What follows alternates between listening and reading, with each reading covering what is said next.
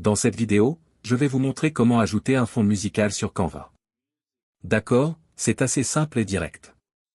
Entrons donc directement dans le vif du sujet.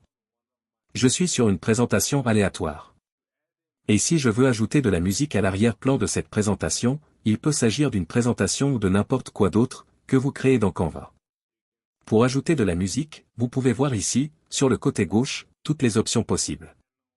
En fonction de la taille de votre écran et de votre version de Canva, il se peut qu'un bouton de musique apparaisse quelque part ici. Mais vous remarquerez que pour moi, il se trouve tout en bas, et qu'il y a une icône de musique. Si je passe la souris dessus, il vous suffit de cliquer sur Audio, ce qui va ouvrir l'audio où vous pouvez maintenant écouter différentes pistes pour voir si vous voulez utiliser cette piste spécifique. D'accord, et vous pouvez utiliser tous ces filtres différents ici. Vous pouvez également rechercher de l'audio ici même. Mais pour cet exemple, je ne vais pas chercher quelque chose, je vais simplement utiliser quelque chose qui se trouve ici. Vous pouvez donc jouer la chanson ici même en cliquant sur Play. Vous voyez que la chanson est jouée, puis vous pouvez passer à la suivante et voir laquelle vous voulez ajouter.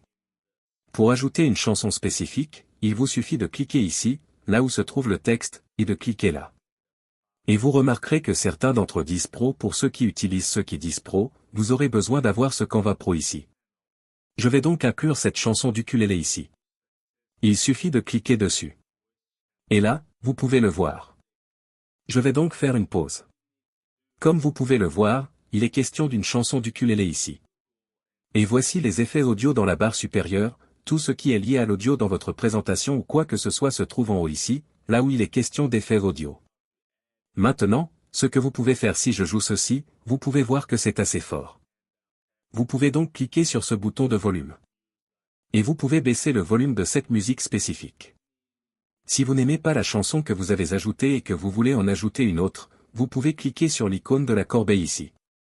Ensuite, vous pouvez cliquer sur une autre chanson et cela ajoutera la nouvelle chanson. Vous pouvez maintenant créer différentes diapositives et tout ce qui s'ensuit. Et la chanson sera jouée dans cette nouvelle diapositive. Peu importe le nombre de diapositives que vous créez, elle sera jouée dans ces diapositives. Voilà, c'est le processus. Si cette vidéo vous a aidé, envoyez un « j'aime » à cette vidéo, et je vous verrai dans la prochaine.